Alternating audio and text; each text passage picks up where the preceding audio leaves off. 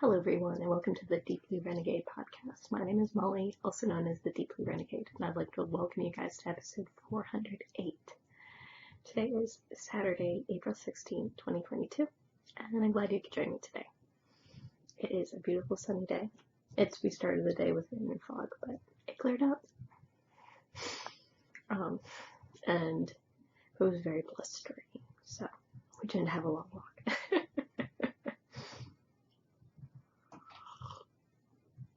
Hopefully the weather is lovely for tomorrow because there will be a Berkeley Knitters meetup. So I am bringing Dutch apple pie because Dutch apple pie is delicious. So it should be good. And what would it be? Not too shabby.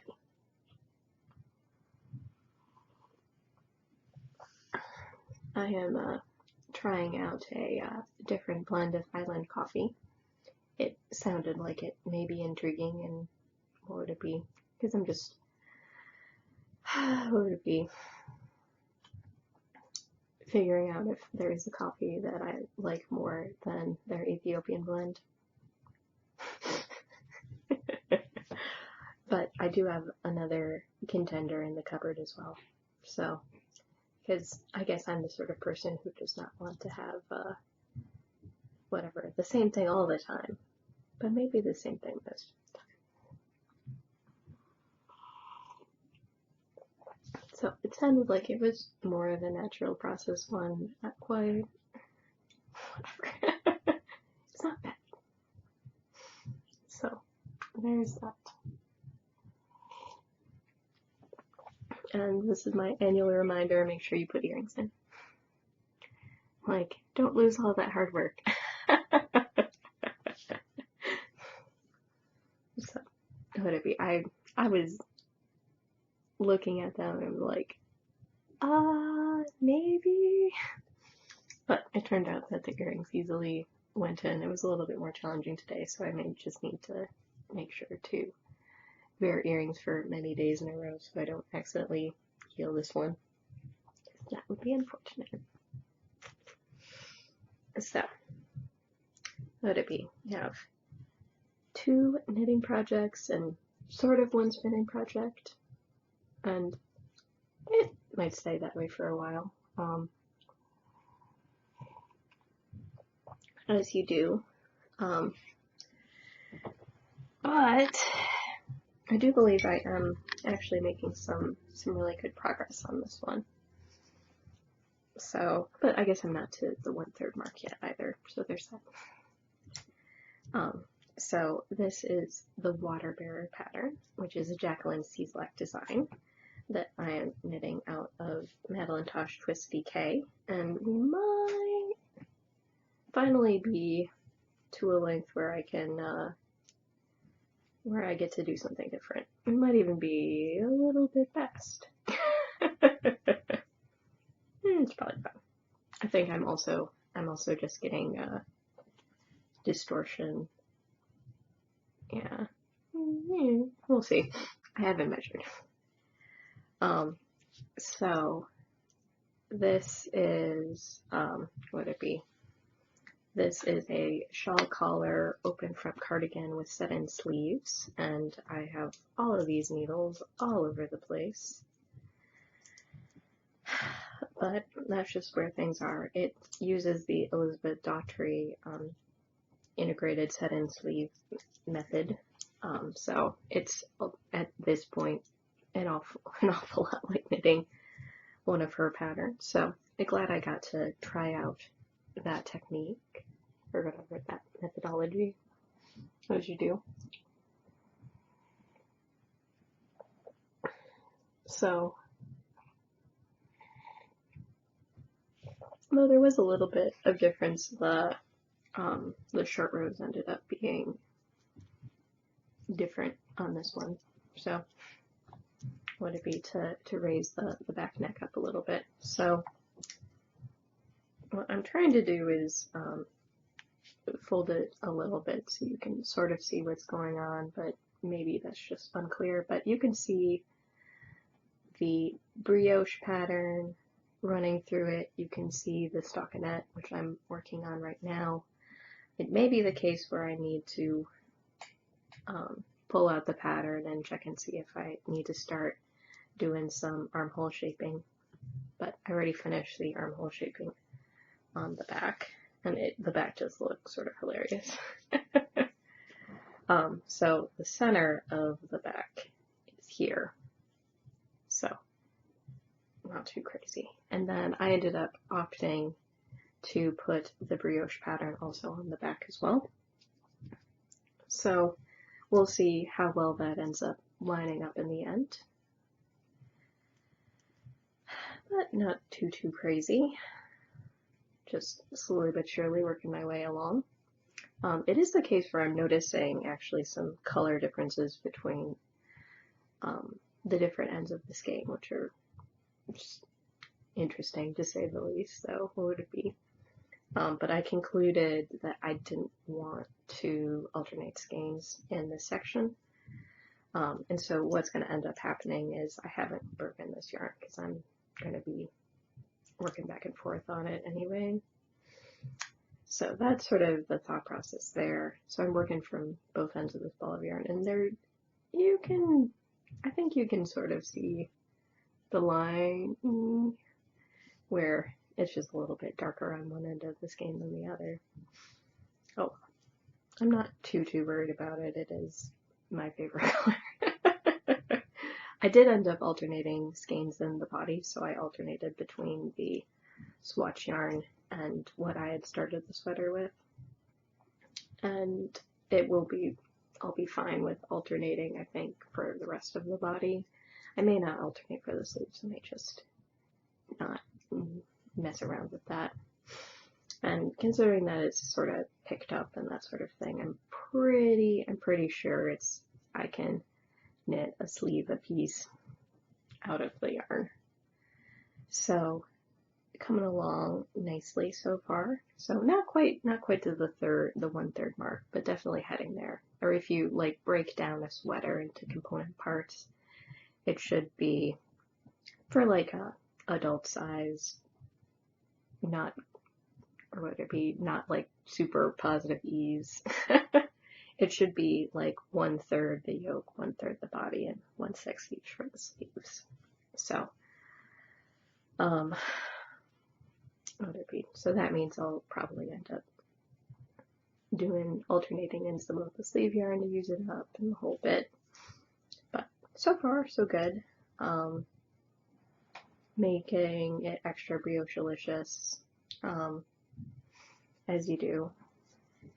I would say, what would it be? The only tricksy part was sort of getting the logic of the chart, because it'd be the case where it's sort of a situation where it'd probably be easier written out than otherwise.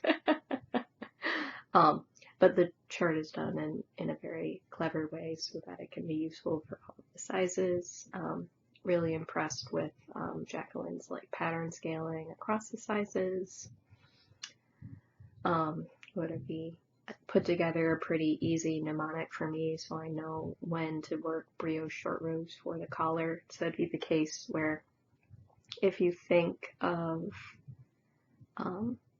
would it be brioche rows being sort of a unit of 4, you need to put in a short row every 6 stockinette rows. So that means that you get 8 brioche rows for every 6 stockinette rows.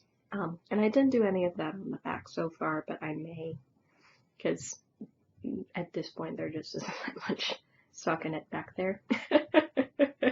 There's just a little bit on the underarm area at this point, so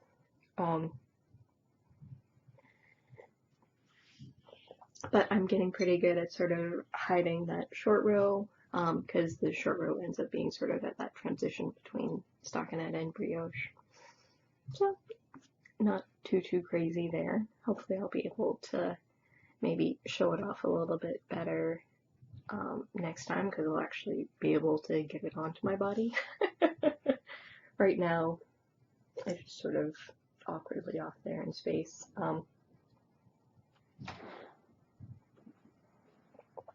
As you do. So it's coming along as my carrying around project, like, what would it be? So it tends to be my daylight hours knitting project right now. When I get to have some knitting time.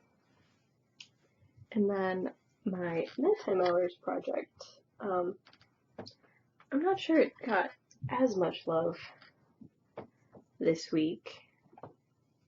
And I'm actually at the point where I need to start the next bead row, so it's just been sort of sitting and waiting for an opportune time to do that. But this is the Scheherazade. Scheherazade? Yeah. Like, and what would it be? Like, we're definitely beginning to fill up the needle. I'm knitting this on a US 1.5 or a 2.5 millimeter needle, because that seemed to work better. And you can maybe see how it is transitioned from sort of this dark teal up here to sort of a more lighter green. So the ball definitely looks green. You can see the blue in the center of this, but the ball is going to be green for quite some time, which then means that the beads get to contrast nicely against the green yarn. So I have a bit of this chart to finish up. I have one more repeat of the chart, and then I will get into the border. But the border is quite sizable. So I don't know if I should like look around a little bit and figure out and see if someone did like a yarn usage chart on this, and see whether or not I would like it to be a little bit bigger or not. Because what would it be? Because I am using the smaller needles, so it won't be like super massive shawl. But I would like to make sure I get into the blue gradient too. So whatever. That's the danger of this thing, right? So I got what would it be? And you can see that this is a pretty dramatic shape right now, which is lovely. So things have been working out fairly well, and we'll see if we can't get that closer. Oh yeah, you're starting to see beads. Yeah, I think it's a little, there we go. So we have the darker, and it's getting lighter and lighter. So it should be fun.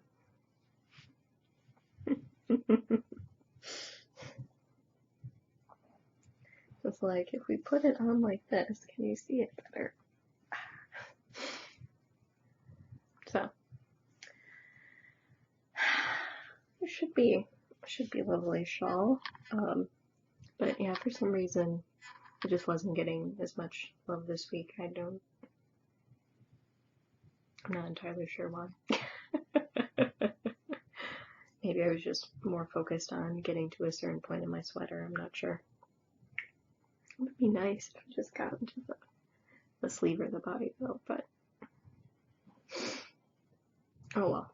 So this is Scheherazade and a Victoria pattern, cobalt beads, yarn place gentle, 80% merino, 20% cashmere cobweb that I've dyed a couple of times with food coloring, and it is what would it be? It is a very beautiful shawl so far. But what would it be? But because of the beads, it just makes it so that it's not as good a daytime project or a walk around project, unfortunately. And I probably do need to figure out my bag situation. So right now I have the bag that I have like with my walk around, so it has my mask and my wallet and my house keys. And it would probably be a perfect bag for the shawl too, but oh well.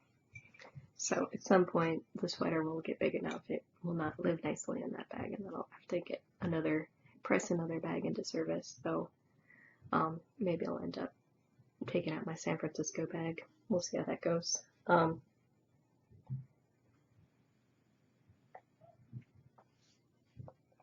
There were vague plans at some point of wandering around to all of the San Francisco landmarks and taking a picture of me and the bag.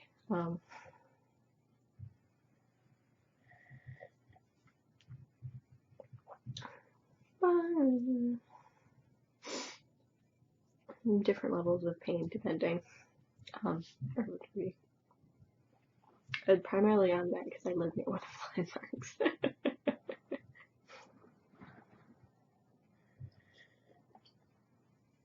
I'm not sure whether or not I'd be up for that magnitude of adventure. As you do. So, since I've talked to you guys last week, I have put another ball onto my spindle project. So this is Bungalow Farms Angora Merino mix that I blended with Hobbledehoy Batlings and the Gandalf color. And then the other one is the same base fiber with the Voyager colorway of the Hobbledehoy Batlings. And I think we've finally gotten to the point now where each ball ends up adding up to be, or each little ball of fiber adds up to be like another layer on the spindle. So there is that. I don't think I was mega neat when I was winding this guy. So what was interesting about this little ball was there's like a little bit of orange in it, which you can sort of see. So not too crazy there. So this is my Jenkins Lark. One thing that I am noticing with the project on the wheel though is that I am seeing some sun fading, unfortunately. So some of the earlier layers of fiber just on the surface have changed color, so this may not have been the appropriate color to dye things. I really need to stay away from the red number 3, or I really do need to use professional acid dyes when doing this sort of stuff, because whatever. Sun fading, not cool. Oh well. So this is all ready to go for another ball. So it isn't looking like I'll be able to put up Mondo yardage before stash dash. Would it be if I keep going at a 1 ball a week pace?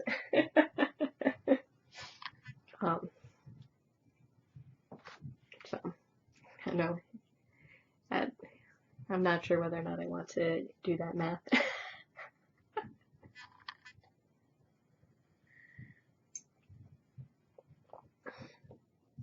So, like, we could try though.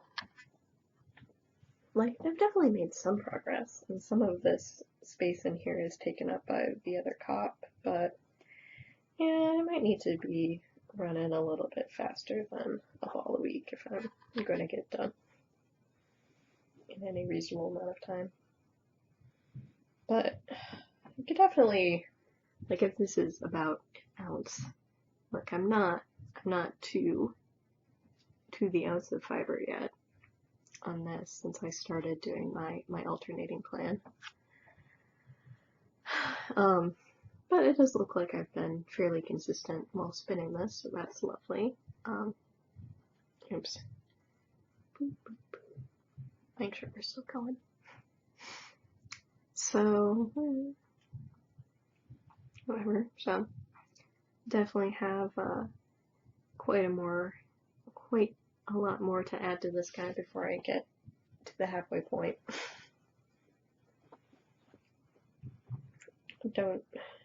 Yeah. I might have to pick up the pace a little bit, but you'll see. It shouldn't be too crazy. It's just like, ooh, yeah. Might have to do a little bit more. So it might make sense to do, or to break out the spinning tomorrow.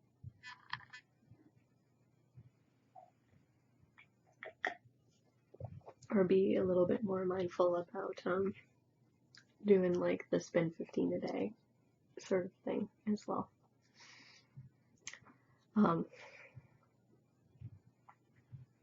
We'll get it figured out. Because what would it be? It would be nice to see the end of the project, but it'll require a lot more focused effort to do that, and it would be done. Snap, snap. If it was all on my wheels, so who knows? It may turn out that I decide to go whoosh. We'll see.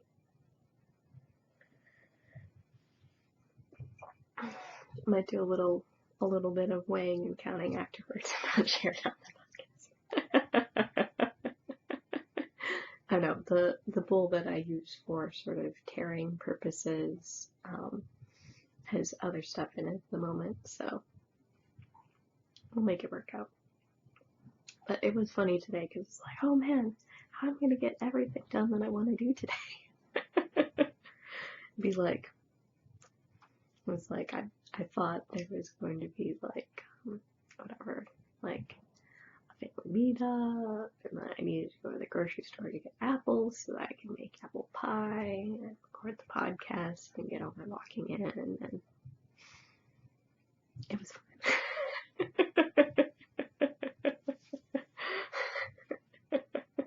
We did.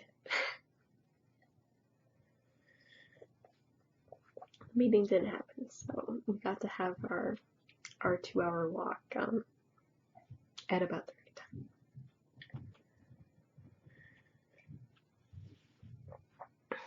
So that is the story there. Don't anticipate any interruptions to the recording schedule.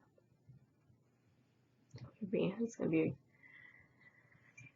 it's soon and yet far away.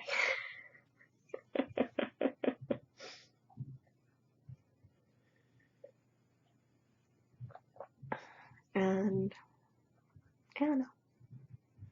The Dear Sea Loved One is taking care of the DPN, so I'm sure they're having a good time.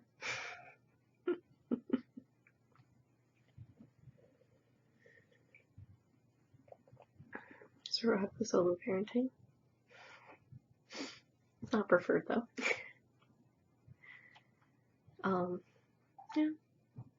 So I guess it's gonna be a short one this week. Don't have too much to say. So just keep on keeping on, probably figure out my bag situation, maybe write some thank you cards, continue on my way. So with that, I hope you guys have a lovely week, and I look forward to talking to you guys next week. So take care, guys. Bye-bye.